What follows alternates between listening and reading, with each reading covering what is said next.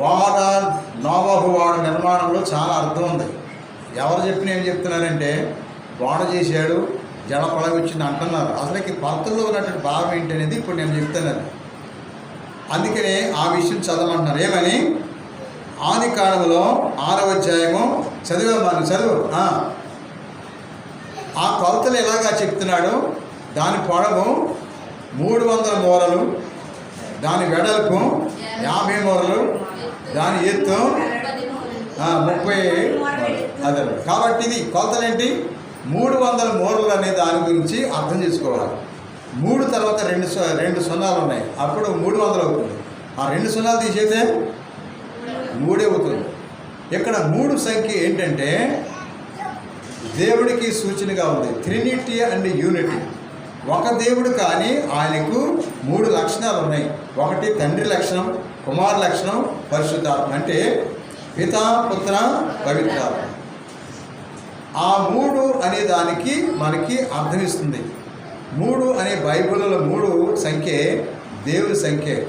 అందుకే యేసు ప్రభు మరణించింది కూడా గుడ్ ఫ్రైడే రోజున మధ్యాహ్నం 3 గంటలకి మరణించాడు. అది కదా, ఎన్ని గంటలకి? 3 గంటలకు మరణించాడు. బైబిల్ మనం చూస్తున్నాం. అది ఎంతో ఎండ కలిగినటువంటి కాలం. ఇక్కడ 3 సంఖ్యని ఆ నోవహు వాడని నడిపించటంలో, నిర్మించటంలో, వాళ్ళని కాపాడటంలో దేవుడు వాళ్ళకి తోడుగా ఉన్నాడని అర్థం. చప్పట్లు కొట్టండి. పరిపూర్ణ దేవుడు నోవహు కుటుంబాన్ని కాపాడుతున్నాడు. ఒకటి. రెండవది ఏంటంటే 50 మూరలు. అంటే 50 అంటే పెంతెకొస్తు చెప్పాను. 50 అంటే అర్థం పరిశుద్ధాత్మ సూచన. 3 అంటే అర్థం 50 యెహోవా దేవుని సూచన. ఇదిగో 50 మూరలు అన్నప్పుడు హోలీ స్పిరిట్ పరిశుద్ధాత్మ. అంటే పరిశుద్ధాత్మ కూడా వాళ్ళని కాపాడుకుంటూ వస్తున్నాడు. తండ్రి వాళ్ళని నిర్మాణం చేయమని ఆలోచన చెప్పాడు. ఇదిగో ఇలాగ ఉండాలని. ఆ వాడని కూడా నీటి మీద నడిపించేది కూడా పరిశుద్ధాత్మ దేవుడు. అందుకే ఉన్నాడు పరిశుద్ధ పౌలు రోమా 8వ అధ్యాయం 14వ వచనంలో, దేవుని ఆత్మచేత ఎందరు నడిపించబడతారో వారే దేవుని బిడ్డలు. దేవుని స్తోత్రం, హల్లెలూయా. ఎవరు నడిపించాలి వాళ్ళనే? అది. కాబట్టి ఇక్కడ నోవహు వాడ నిర్మించిన దేవుడు, నిర్మాణకర్త దేవుడు. ఆ వాడని ఆ జలప్రాయంలో కూడా నడిపించేది కూడా హోలీ స్పిరిట్ పరిశుద్ధాత్మ దేవుడు నడిపిస్తున్నారు నోవహు కుటుంబాన్ని. 3వ సంఖ్య అంటే 30. 30 దేనికి సూచన అంటే యేసు ప్రభువుకు సూచన. అందుకని ఆయన 30 సంవత్సరాలు తల్లి కష్టాల్లో జీవించాడు. 3 సంవత్సరాలు బోధించాడు. అందుకని ఆ 3 సంఖ్యని ఎక్కడ మనం చూసినట్లయితే ఆ యొక్క 30 సంఖ్య ఒక సున్నా అయితే 3 ఉంటుంది. 300 2 సున్నాలు వేస్తే 3 ఉంటుంది. కాబట్టి దేవుడు అక్కడే. ఆ దేవుడికి మానవుడికి మధ్యవర్తి ఒక్కటే. 1 తిమోతి పత్రిక 2వ అధ్యాయం 1వ వచనంలో, 1 తిమోతి పత్రిక 2వ అధ్యాయం 1వ వచనంలో అక్కడ మనసు 2వ అధ్యాయంలో మనం 5వ వచనం చెప్తున్నాడు. ఎందుకంటే దేవుడు ఒక్కడే. ఆ దేవుడు మనుషులను ఒక చోట చేర్చు మధ్యవర్తి ఒక్కడే, ఆయనే మనుషుడైన క్రీస్తు యేసు. దేవుని స్తోత్రం.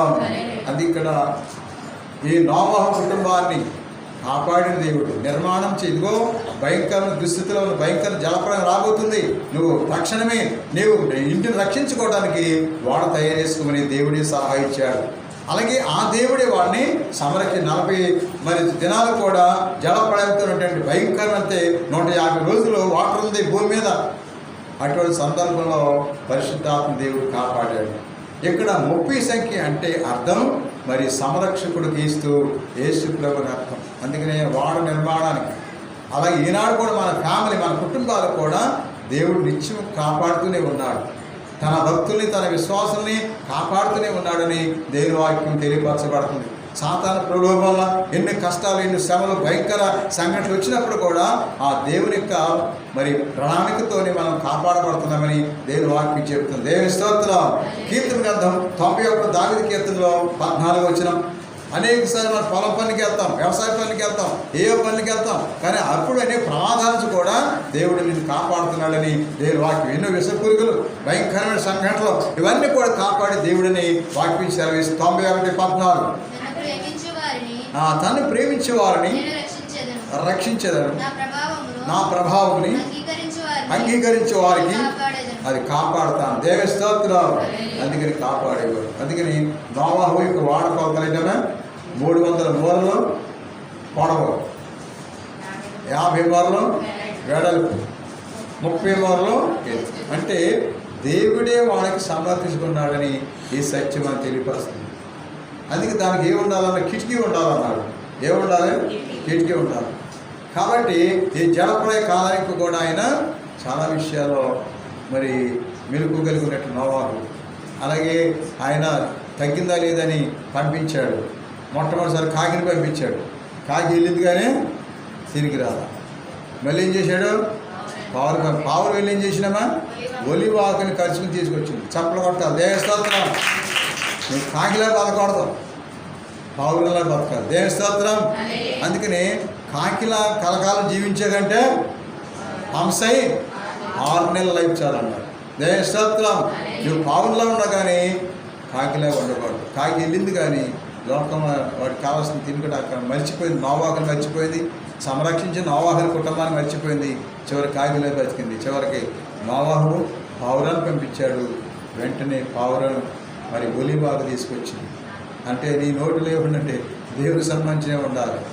ఒలివాకు ఎప్పుడు అన్ని చెట్లు చచ్చిపోయినా కానీ ఒలివాకు బ్రతికే ఉంది. దేవస్తోత్రం. అలాగే నాడు కూడా ఈ ఒలివ ఆకు తీసుకొచ్చిన పావురులా మీరు జీవించాలి. ఈ పరిశుద్ధాత్మ, ఈ యొక్క పవిత్రాత్మ రాకడ, పరిశుద్ధాత్మ కాలంలో మనం ఉన్నాం. అలాగే పెంతెకోస్తు పర్వదినం, మహాపండుగ, అలాగే ఈ ఆత్మ చేత నిత్యం నడిపించే బిడ్డలుగా జీవించాలి. మనలో ఏమైనా దురాత్మ దుష్ట శక్తులు ఏమైనా ఉంటే అవన్నీ తీసివేసుకొని మంచి మనసుతో ఆత్మతో జీవించే ఆ ధన్యత వాక్యం దయచేయమని మనసారి వేడుకుందాం. ప్రభు దేవుడు వాక్యం దీవించును గాక. పితా పుత్ర పవిత్రాత్మ నామమున ఆమేన్. నావన్నీ అంగీకరించు మీ దేవా, నన్నెప్పుడు నీవు కరుణించుమో. నావన్నీ అంగీకరించు మో దేవా, నన్నెప్పుడు నీవు కరుణించుమో. నావన్నీ కృప చేత నీవు నాబందేరా, నావన్నీ కృప చేత